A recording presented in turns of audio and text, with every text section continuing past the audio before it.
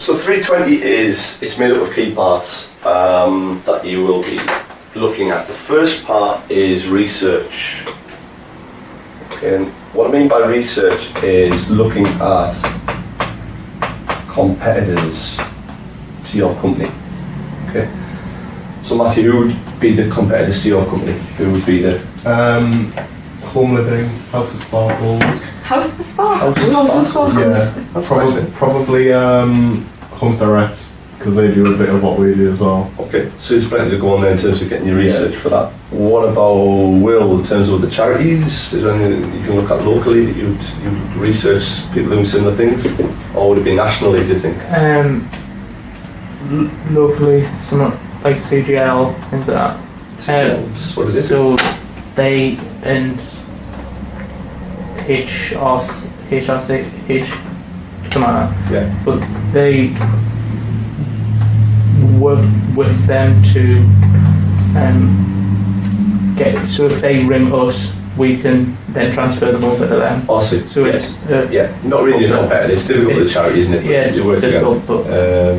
Natalia? We tended to look at our clients' competitors. Okay. So, That's a good idea. I like that. so I did a recycling company. I did several like IT companies, Okay. which each have their own competitors. Okay. So. Excellent. Beth? Competitors? I can either do it the same as Talia, where I do like competitors, or there's Mabel Media in Middlesbrough. That's our biggest one, Right. and then there's a few others around the northeast. Okay, brilliant. So the first stage is to research the competitors, because what you need to look at is what are they currently doing in terms of the marketplace, what are they doing in terms of trying to get a strategy together, and what markets are they aiming at as well. So you look at your competitors to begin with. Then what you will do is you'll try and define your market. Okay, we'll be looking at how we do that, how we define our market. And every business has what we call segments, and we're going to look at that today in terms of market segments. The next stage is we're going to assess the opportunities.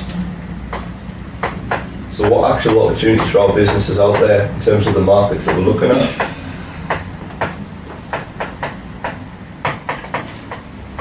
Okay, so assess the opportunities out there. You might find that a lot of things are already taken. You might have to come up with a different idea, a strategy. And from that we produce our strategy.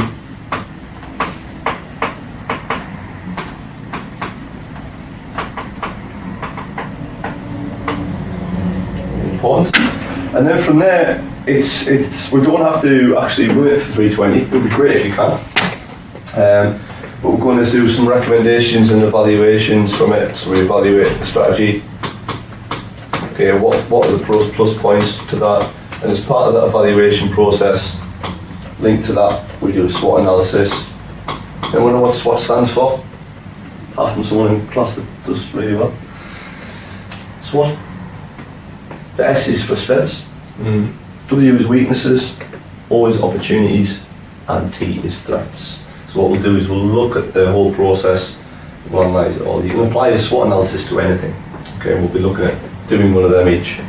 You'll be presenting your SWOT analysis to the group, and we'll also be looking at something called PESTLE, or PEST if it's shortened, and the impact that would have as well.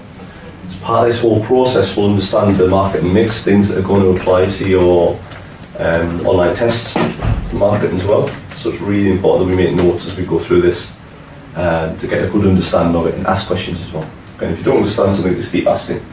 And ultimately from all this, the bottom line is, on the evaluation, does it go ahead? And like I say, if it does, then great. If you can evidence, then that's brilliant. If you're looking at this from a theory angle in terms of strategy, that's also fine. No problems. Okay.